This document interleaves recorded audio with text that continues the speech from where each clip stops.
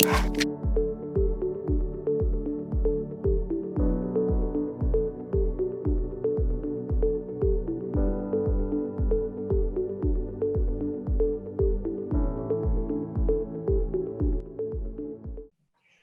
and welcome to Sales Development Represent, a video series dedicated to best practices and actionable tips for the modern day SDR. Today, we're going to be diving into audience development and using social as an SDR. Joining us is a trailblazer of modern selling strategies. His name is Jake Dunlap, who is the CEO of Scaled Consulting and has nearly 2 decades of experience in sales. Jake, thank you so much for joining us today. Hey, thank you guys. Man, 2 decades. Shit, that sounds old. Makes it sound like real old, but you're right. It is 2 decades at this point. Cool. So to start us out, Jake, social has really transformed how people meet, learn, and stay connected to each other. And I think for buyers and sellers, it's definitely a relatively new sales channel, and it's constantly evolving as people are trying to maintain best practices.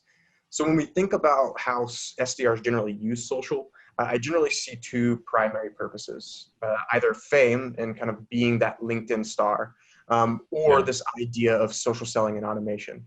In fact, there's entire markets of courses and coaches out there that have emerged around being a social influencer or, automating mass lead gen on social. Are these approaches the best uses in your opinion? And if not, why should an SDR be using the social channel? Yeah, I think it's important to, look, if that's your goal, if you want to be known as the SDR leader and then you want to go open your own SDR consulting, then makes sense, right? I think a lot of this is just what's your purpose, right? Do you want to, kind of build an audience in the industry that you work in and crush your quota and focus on the business side, or do you want to focus on your own business, right? And either one, I'm not going to judge. It's either are very valid options. Just be very deliberate with it. And so for me, how I think about this is you have to be very, very, very focused on who's your audience. And so if your audience is, you said, Jake, look, I'm primarily using LinkedIn for outreach. Then what you need to be focused on is, do people that you're reaching out to come and view your profile or what you're putting out as someone that they'd actually want to talk to? That's it. At the very core. And so if your title is sales development rep at XYZ, I'm going to tell you as an executive, nobody's excited for that conversation, dude. Nobody's like, oh, wow, sales development rep in a shitty picture from that wedding that you attended with your frat bro. Man, can't wait to accept this invite and connect with this dude who's going to hit me up immediately. Right? Or do you have a good professional pick, a better headline about what you actually do? So I think a lot of this is it depends on who you want to be, just like any social channel, right? Doesn't matter if it's TikTok or Instagram. LinkedIn is just an extension of any of these. Who is your audience? And are you putting out content? Are you engaging in a way that's relevant to those people? Yeah, I think that it's funny that you mentioned the picture thing. We actually, I was going through a LinkedIn build out your profile workshop, and that was the first thing that they mentioned, where it was hey, first and foremost, look at your picture. And the line was, nobody wants to see a picture of you at your best friend's wedding. I don't care how good you looked, it's not going to work. It's funny. Yeah, I think a lot of people kind of merge the 2 ideas of okay, I need to have a well built out profile, and I need to really understand I need people to understand that I'm a professional. I'm trying to, like you said, build up my own sort of clout and social profile so that people, when I reach out to them, they're like, okay, I know who this is. I know exactly what I'm going to get out of the situation. Yeah. But a lot of people kind of mix that in with the fame aspect and sort of think that building this fame and sort of trying to build a presence is social selling, when it's not. There's actions that you have to take to. Yeah, I'm okay with a little bit. Yeah, I'm okay with a little bit. If 10%, 20% of your posts are you sharing what you've learned, dude, that's awesome. Share, right? Right. There's nothing wrong with that, but it's be deliberate in it, right? It's that I'm purposely focused on, being a voice or somebody that my audience actually wants to, work with or connect with versus not, Yeah, that's how I would think about it. I think it's a really good point. And, kind of following up on this idea of knowing your audience and kind of having a purpose behind why you're reaching out to them, or why you're reaching out to them. I think a lot of sellers especially get it mixed up in terms of quantity versus quality. There's a lot of conversation about mass automation being totally disruptive in the wrong way and really like leaving bad taste in people's mouth. And yet it's a very popular practice. I think especially for, younger sellers and startup entrepreneurs, it's kind of the way to reach out to all of your audience at scale and under the idea that, you can generate leads like it's a magic bullet. And so thinking about audience quality, Jake, where should they start? Is it on quality? Is it on discovery? Is it on just building a massive audience? And does that focus change over time? More is better. So you should be focused as an SDR on building as massive an audience as you can. Why not? Why wouldn't you? Right? Like, okay, like let's say you sell into directors of operations. Why aren't you connecting with every single director of operations in your book? Like, it's just stupid not to, right? So if I was an SDR right now, dude, I would have, in the first month, I'd probably add 3,000 connections. By the end of the month, I'd max that. By the end of the year, I'd have 30,000 connections as an SDR. Easy, right? And using LinkedIn Sales Navigator, I can connect with 82 people in 12 minutes. 82 people, 12 minutes. And guess what? That resets every 4 hours. So there's absolutely no reason to not be connecting with every single one of your target buyers and everyone in that influence circle too. It just makes no sense not to, right? What are you fancy? Oh, you're not going to accept this dude or this dude. Like, come on, man. Like you're trying to generate leads. I want them to look. And when I try to connect now with you, you see, oh shit, you're connected with AJ. I just don't know why you wouldn't. So to me, it's like, you just don't need to automate it, because with Sales Nav, I can connect with so many people as is. And then, the next question everyone asks, Jake, what do you personalize messages? I know you're going to ask me that question probably. So then the key is if you've got a good headline and a good, decent picture, you're going to get a 40 to 50% blind accept rate. Easy. Right. And so then if there's people I really want to connect with, then after 2 weeks, I withdraw the connect request and then I customize those. But why wouldn't I send out 82 in 12 minutes first versus literally sitting there okay, boop, boop, boop, boop, boop. You know how many, in 12 minutes, I got out 4 connection requests versus 82. So you go for the bulk and then you dial back the custom, then you go forward with the customization once they don't accept. But why wouldn't I clean off? Why wouldn't I scrape the cream off the top of that 40% that's going to connect with nothing? So that's my thought on the connection piece. And again, I'm not talking about the outreach piece. That's not what I'm talking about. I'm talking just about the connection piece. And so, yes, you should be connecting with as many people as humanly possible. Would you want to go to a networking event where there's 10 people? Or if you could curate 20,000 people, it's a no-brainer, right? Yeah. I did see something recently too, and I guess I kind of always knew there was a limit to how many people you could be connected with on LinkedIn, but I never really thought that in my mind I would ever hit 30,000 people. That just seems like an egregious amount of individuals to connect with. But someone was mentioning a very similar strategy where you build up as many connections as possible and then go through some kind of audit where you take a look at who you are connected with and really dive into their profile after a while and go does it make sense for me to still be connected with you? Have I spoken with you before? Do I keep showing up? And it was because these are people who have that. That's exactly what I was saying. Who has time? It was let me pour over your profile. Fuck that, dude. Dude, what I do is I have an intern. So I have 30,000 connections, right? And I've got a bunch more followers. Dude, my intern, I said, look, dude, if they have an engineering title, there's a chance, you're just not my audience. Go unconnect with everyone. And I'm sorry. Look, I love you. If you're a friend of mine and I accidentally unconnected with you, love. What do you think I have time for that? Again, he can go unconnect with 100 people, or in the same hour, he can unconnect with 10 people because he's sitting here pouring over this, and maybe he missed 2 people that I was connected with. Who gives a shit, man? This is the point. People have got to look at, there's a difference. You got to always be balancing efficiency and effectiveness. There are times when you need to invest in the quality of the interaction or whatever, or the activity that you're doing. There's other times when efficiency is actually more important than effective than being perfect. It's actually not efficiency versus effectiveness. It's efficiency versus perfection. And there's times when both are called for, but you have to be smart about it. And the things that we're talking about now are not the times to be smart about perfection. Right. That was one of the only webinars I've actually just left in the middle of, in a topic that I was like actually legitimately interested in. I was like, it's not really something I'm gonna take on. I just don't get it, man. I don't know why you'd be so fancy. Like, oh well, this person, you make the cut. Like, no, dude. Like, again, I can unconnect with 100 people in an hour or 7. Like, sorry, Ryan. I know we met 6 months ago and I still talk to you on Instagram every year, once or twice. I'm sorry. Hey, Jake, why are we second degree correction? Oh my God, I don't have any clue. Connect back. Takes 5 seconds. I love it.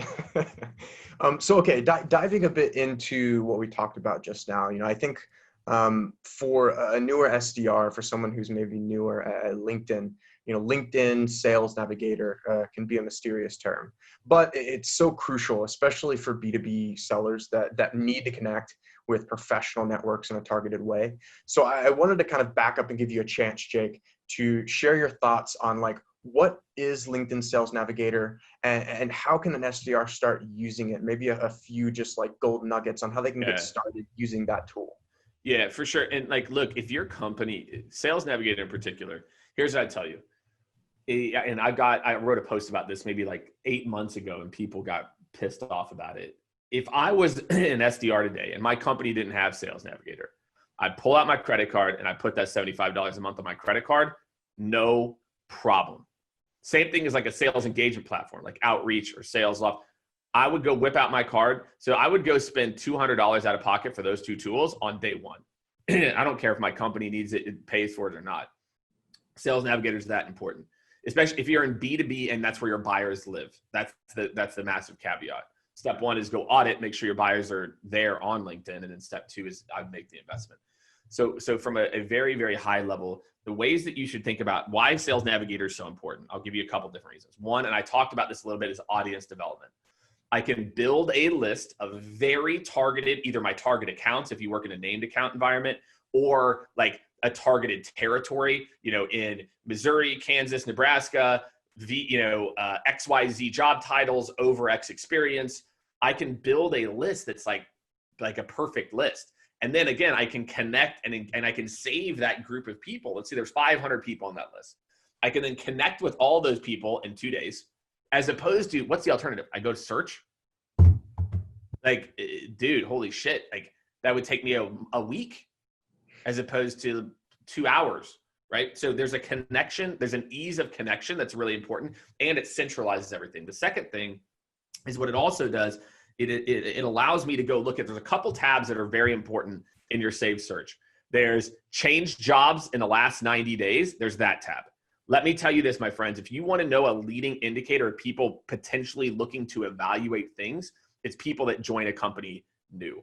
Not in their first 20 days, first 30 days, they're just trying to figure life. Where's the bathroom? Where's the lights, right?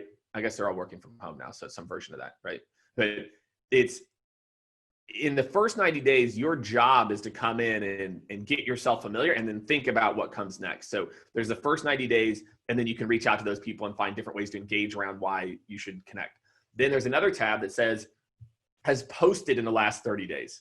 Okay. Why is that important? Now I can go and engage with your content. I don't need to go and search and follow and connect with Grayson and like 80 people. Imagine trying to do that outside of LinkedIn. I'd have to scour my feed every day. Whereas like I can just click on that, clean up and get through all those people and comment and like their posts. And then every day I spend 2 minutes going in and seeing, did anyone new post? Right? So for me, that is the value of Sales Nav. Quickly create lists of people, aggregate all your different LinkedIn activities around that, right? Whether they changed jobs, whether they wrote a post recently, all of that in one centralized area. So that's my, I don't make commission on this. That's my LinkedIn Sales Navigator pitch. LinkedIn doesn't have a partnership program, which I don't get. Some kind of like affiliate with Sales Nav. Like every single time you say the word, just like, oh, weird. Yeah. I mentioned it 45 times in this video interview. I love it, dude. Yeah. Give me, I'll take a piece. No, I agree with you 100%. I think Sales Nav is one of those tools that like, when you talk as an SDR, if you're like first starting out, you're like, man, I wish I had a way to do this, that, and the other thing. And it always tends to just be like, oh, Sales Nav can do that. Like if you need to find a curated list of people in, like you said, Nebraska that head up IT departments, it's like, great, take 2 seconds. You can figure all that out. And a lot of reps, I think data is one of those things that early on kind of stalls out anyone's progress. And it's really easy to use it as an excuse where it's like, oh, my list isn't good, or like, oh, these numbers aren't direct dials, so I'm not getting people live on the phone. Like that's like young reps when they're first starting out always try to find an excuse as to why, if they're not already high performers, why they're not getting to that level. And having something like Sales Nav at such an affordable and really attainable price is something that you just can't, like, it's not an excuse anymore. And it's not just Sales Nav. There's a ton of data out there that's available for people when it's like, if you can't find someone on LinkedIn, you can go on Twitter, you can find them. You can use a myriad of other channels on social or via phone or email to get in touch with someone and like really help them versus just sitting there behind your desk and like pouting because you couldn't get them on a phone call because their number was broken. Yeah.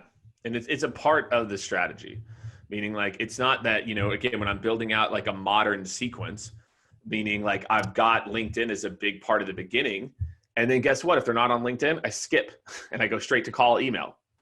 Like I build out LinkedIn because if they're on LinkedIn, I know that my likelihood to be able to build rapport with somebody and connect with them, like or comment on a post, to let them start to see my content. Because the thing we haven't talked about that I think is important is as an SDR, you cannot be as successful as you could be if you're not producing content. And that is what's really important, that you need to produce content that's for your industry, not just content that's for your homies sitting in the, you know, cube next to you or virtually wherever. That, you know, if I'm an SDR, all I'm doing, I'm looking at what my marketing team's putting out. I'm taking out some nuggets from that. And then I'm calling out, hey, as an IoT operations director, here are the top 3 trends that I'm seeing. Hey, I just had an amazing conversation with AJ, who's the head of operations at Honeywell. Here are the top 2 things that are the future. Yeah, that's you. That here are the top 2 things that are the future for IoT in May. That's it. Right. So I want you, like, you don't have to be an expert. You need to be the curator of expertise when you're an SDR. And then over time, if you've been in that role for a year, then you should know enough about the space to have your own opinions. But you don't need to. That's why a lot of SDRs struggle to put out content, is that they're too worried that they have to be an actual expert versus just curating content. Yeah, absolutely. And I think it's also about like the order of operations for an SDR getting started. You know, a lot of the people in the audience watching are likely new or kind of still getting their feet wet in how to leverage social effectively. And where do they start? You know, their job is generally based on a number of opportunities generated. And so outbound is kind of what they get inclined to do, that social selling concept.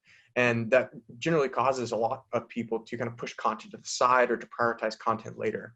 So how should an SDR tackle getting started with social? You know, you kind of dove into how social fits into a big picture cadence for an SDR, but should they start interacting with community members first or their list first? Should they start immediately with content, start with outbound, do all 3? You know, how would you tackle that if you were a newer SDR? Yeah, we've got a pretty basic formula around this, which is add, post, and engage. That you need to be adding contacts on a consistent basis, posting one or, at least a couple posts a week. Eventually you want to ramp that up, and then how to engage with people, right? And that's it. And again, what you need to think of with LinkedIn is by the connection requests that you make today, today's May 1st, right? I'm teeing up to destroy June. And if you always have that mindset, then you roll into June and July and August and you're crushing it. The key is too many SDRs are spending 100% of their time focused on right now. And I kind of the method I always deployed in my life, and I never really thought about it. It's just literally, candidly, it's like the last 2 weeks I've kind of realized that I've always deployed in my day-to-day and my week-to-week a very simple formula. And I never really kind of like looked at it before. It's 70, 20, 10. 70% what needs to happen in this month, this week, this day. 20% this quarter, 10% this year. And I've always had that mindset. I didn't realize it when I was a leader, a frontline leader, a VP. I've always had that mindset. And I think as an SDR, you need to have that mindset. You're spending 70% of your day focused on getting your shit done for May, or whatever month you're in now, you're listening to this. 20% of your time focused on hitting your quarterly number, and 10% of the time, how you're going to crush your year. And so think about these connections that you're making. I'm just planting seeds, bro. I'm planting seeds, little seeds here, here, here. Guess what? That popped up. Now in July, I got 2 free SQLs. Done. It's over. On top of the work that I'm doing now. So I feel like you have to look at this. And again, it goes back to, you can't look at these 2 things as independent. They're integrated. LinkedIn, call, email is the new core. It's core. There's no social selling. Social selling, this is where your buyers are. It's just a new way to engage. So the question is, how do you engage with people on a social platform? It's you act like a human. You don't, like, how would you act like in a networking event? You act the exact same way. And so it's a mix. I've got this group of people, they're ready to I'm going to be more direct. This group of people, I'm still warming up. This group of people, and I've got everyone in that group 24/7. You got to, you've got to have your pipeline to where you're not constantly stressed. The reason you're constantly stressed is you're doing everything for right now. You're not investing in, I'm going to again, just follow this thread with me. You're going to spend, for the first month, you're going to work 10-hour days, 10 to 12-hour days. Okay. Because what you're going to do with that extra hour or 2 is you're just going to look at your book and you're going to engage with those people's content, but you're going to do it every day. Okay. Every day I'm going to look, there's 2 or 3 people, and I'm not going to reach out to them until I've engaged with 2 pieces of their content, or they post something relevant that I know is going to be an interesting hook. Now, once you've done that and and guess what? You're connecting with 80 new people every day, 80 to 100 new people every day. So you're adding them into this process. Guess what? In literally, guys, 20 days, if you can just wait 20 days, you set your whole year up for success. That's it. And then again, if they're not on LinkedIn, cool. Skip all the LinkedIn steps up front, go straight to call, email, or Twitter, or whatever, right? Like, it's really that basic that you've got to look at this. Dude, you're going to be in this role for a year, probably 2 years, 3 years. And do you want to constantly be in that firefight mode, or do you want to be setting yourself up for success long-term? And that's the game that you've got to figure out quick. If I was an SDR, I would have figured that out in about 5 seconds. But, I think too many SDRs have got a boss. And again, my boss is sitting there, and saying like, well, Jacob, we got to do this DM. These social selling gurus said to DM these people off the jump. I'm like, nah, I'm not doing it. Okay. Yeah, great. Thanks, Randy. And I'll make all my cold calls and emails during whatever. I'll hit my number, and then I'll just start destroying my number. I'm like, Jake, how are you destroying your number? I'm not listening to you, Randy. I'm like building relationships in my industry, then I'm destroying quota in 3 months. Right? Play the long game. Don't just play the short game. If your boss doesn't get it, then you got to tune it out, and just work 10, 12-hour days for that first month to hit your number, and then let those SQLs start rolling in, and you always have to be looking for that mid to long-term, plus short-term angle, so yeah. That's my advice. No, it's 100%. Like, a lot of SDRs just try to catch lightning in a bottle too often, and like they don't focus on that long term. And a lot of what you talked about really resonates with, I think, a large portion of the SDR audience, because they do have managers breathing down their necks and being like, hey, where are your 120 dials? And it's like, look, I can't both focus on quality and building an audience and becoming an expert in the space and make 120 dials in a day. Like, you're asking me to do 2 jobs. But see, AJ, that's where I'm like, make your 120 dials. Stop complaining. Show up at 7:30 a.m., do a cold call block of 25 dials before anyone shows up to work, and hit your fucking number. Like, I'm tired of it. Like, dude, work a 10-hour day for the first month. Like, look, if you don't like you work at a company that has 100 dials, leave. Either do the work or leave. It's the only choice. Like, it's like, look, and so imagine me. I'll tell you, like, why I can get amped up about this. Let me tell you about how I grew up in sales. Okay, not to say like I walked in the snow 800 years, like whatever it is. Uphill like, both ways. I like it, in like the late 2000s, early 2010s. I mean, this isn't that long ago, even though you said 2 decades, man. This is like a decade ago. Right. But guess what? We used to have to do it all. I used to have to set my own meetings, close my own deals, and upsell my own accounts. Right. And I thank God that that's how I grew up. I thank God. Like, if I didn't grow up that way. I don't know what from a mindset standpoint. So listen to what I had to do. Keep in mind, I had to close my own deals and manage my own accounts. 100 dials and 2.5 hours of talk time every day. Every day. 100 dials, 2.5 hours of talk time every day, and run all my sales meetings and manage my accounts. I didn't complain. Right now, it got a little silly when I went into like a national account executive role, and they're like, you need $200 a week. I'm like, dude, I'm on the road 4 days a week. Like, this is a little ridiculous. But again, my boss wasn't wrong. I remember Nick, he's like, dude, I get it, but you got to make the dials. So I'm like, all right. You know, like, but here's the thing, like, you're not going to change the system. You're not some special flower. They're going to be like, oh my God, look what Grayson's doing. Let's just change everything. No, man, it ain't going to happen. So you just have to accept it. And so what I did is, again, I got in and I tried to make calls early morning, get in before the secretary gets in, whatever it is. And you got to do what you got to do to be successful. You can't sit here and blame your company for this or whatever. There's also, guys, just so you know, there's probably a reason they're telling you to make 120 dials. Your company's not stupid. They're not like, just make the dials to make the dials. There's a very high likelihood your company has looked at the numbers, and the numbers say that if you make 125, you're going to be successful. And I feel like, you know, it is what it is. So you can live a whole life and every day you're frustrated. Oh my God, I'm so good. I don't have to make 125. And every day you're fighting the same battle. Or just accept it or move on. Stop complaining. You know, just work. So like, would you say that, like, and sorry to interrupt you, but would you say that, like, in the future, so say you're doing all the right work on LinkedIn, building up an audience and really, like you said, teeing up opportunities in the future. A lot of people, and it's not, I don't want to say prevailing wisdom, but a lot of work smarter, not harder kind of mentalities approach from that, where it's like, listen, in the future, if you're setting yourself up with 2 or 3 SQLs in the next month, you don't have to make 120 dials to get to that number. You can make 80, you can make 40, whatever the number that ends up being your company. Are you now saying maybe still make those 120 dials? Like when does the quote unquote required hustle sort of have to taper off? You just choose. These are choices. You can, if you want to be non-rock the boat, you still make the dials.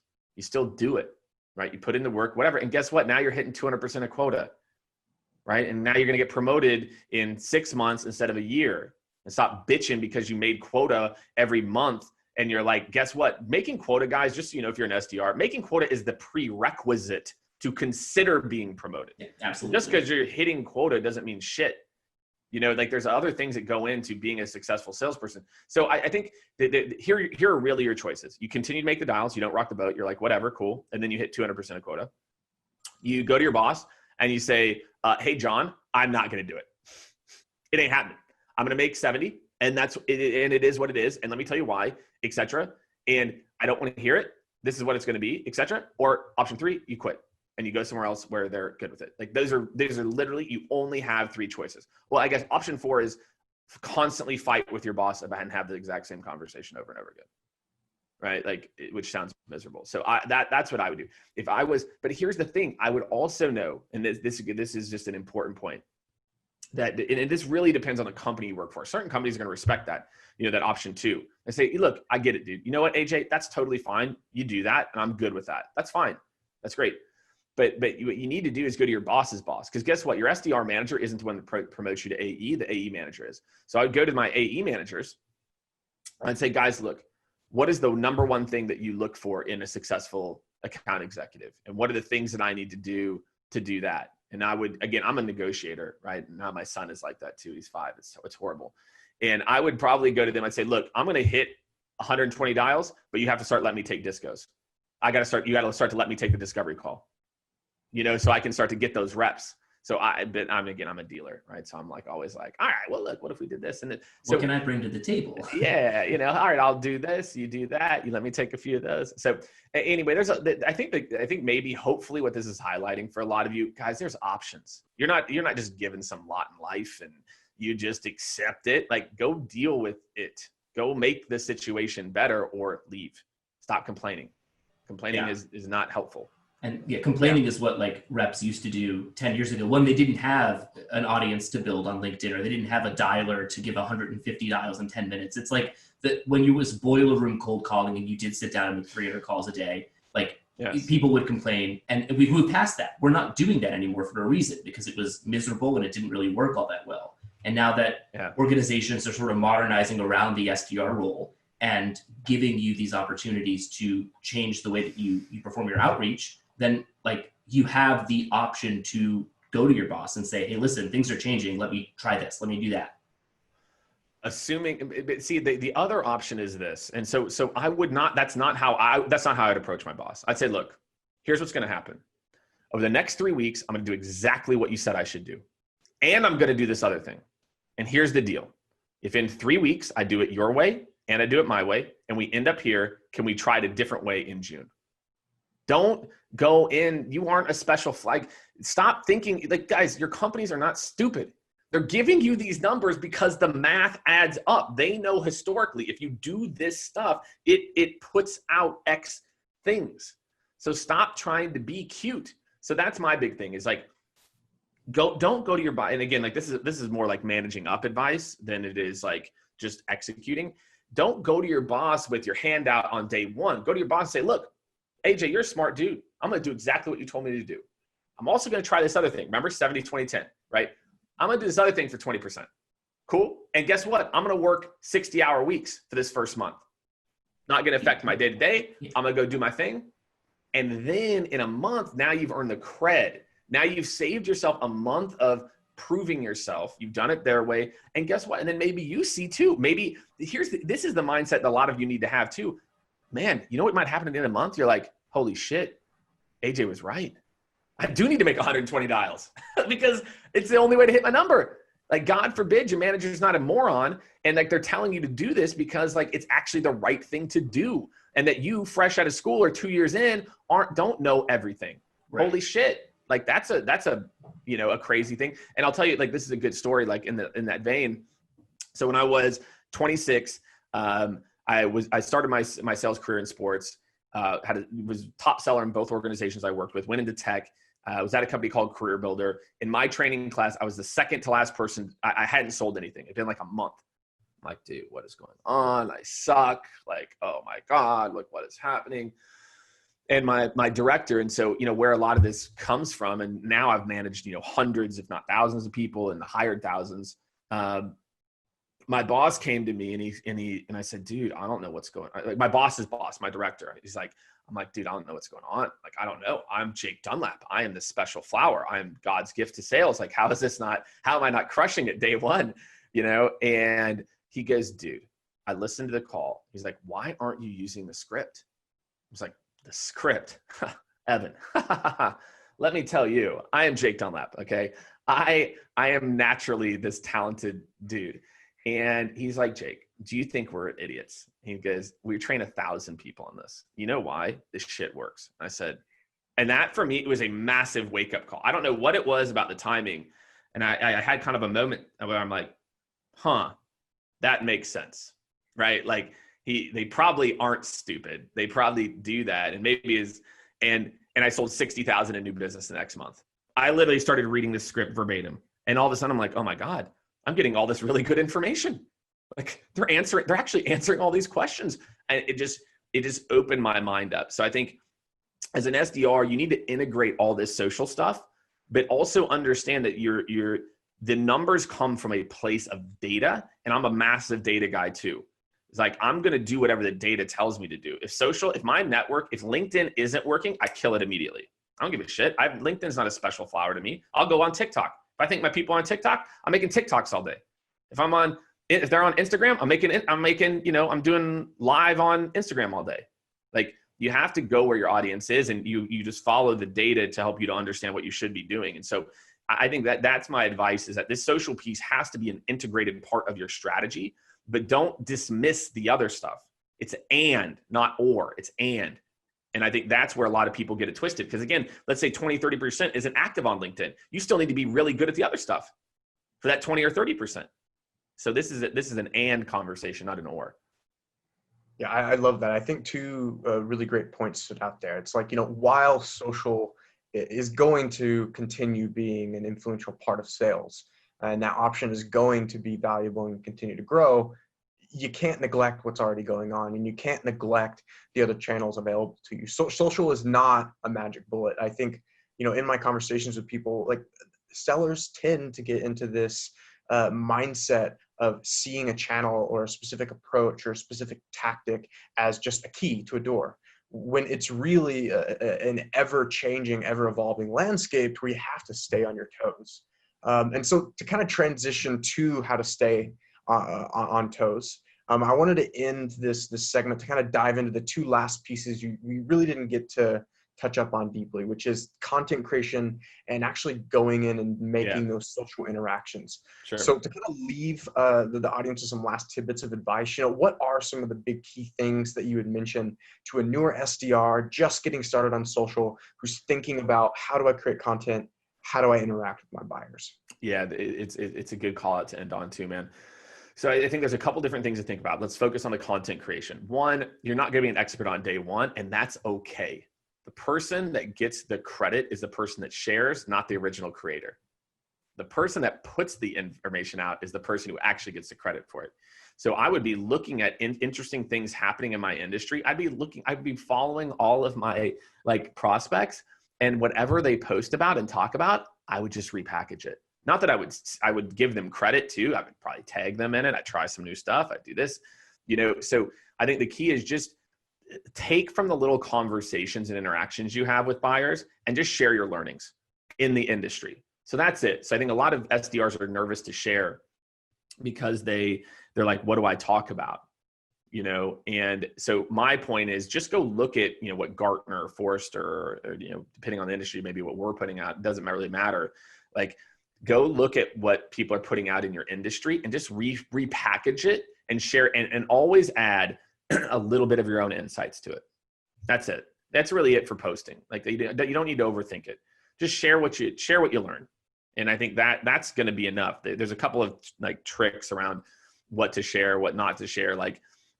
Don't reshare company posts. That's why you get no interaction. LinkedIn doesn't like it when you just hit the reshare. So instead, take that information, put your top 3 takeaways from it in there, and then you can always put the post in the comments, right? So don't reshare posts. People want to hear from you as an individual. So that's the posting thing. That should be a really easy framework for you to follow. Engaging. So there's a couple different ways to think about engaging. So now imagine a world where I'm constantly connecting with new people. I'm now posting a couple of times a week, things that are relevant. I'm going to give you a couple different engagement strategies to think about. One, I'm going to steal from my man, Jeremy from Lead IQ. Jeremy ran this play. I'm stealing this because I think it's literally one of the most brilliant plays I've ever heard. We did a conference, Sales Engagement Masters. It was huge. And Jeremy was one of the people. And his play, what he did is he DM'd current customers. He said, hey, around this pain point, insert whatever you do, how have you seen benefit working with us? Screenshot, send, right? So imagine you now have a peer of theirs that you're screenshotting and sending a DM on LinkedIn. It's so smart. It's so easy. That alone is going to crush it. The other thing that I would be doing more of is, if you all look at your phones, okay, you pull out your phone, the mobile app on LinkedIn, there's 2 features that you need to know. When you go to the messages, you can, one, there's a little microphone. If I'm going to send a message right now to AJ, so I can send a voicemail straight to you. Hey, what's going on, John? Hey, I just want to let you know I really enjoyed the post that you put out. I'm going to send you over some details on what we do. If there's anything interesting, let me know. Really appreciated it. Again, it's about their content, flattery, something that's relevant. I'm connecting the dots, right? The other thing is, if you hit the plus button, you can actually do a personalized video. So if I was a new SDR, that would be all that I do. I'd be commenting on my people's posts.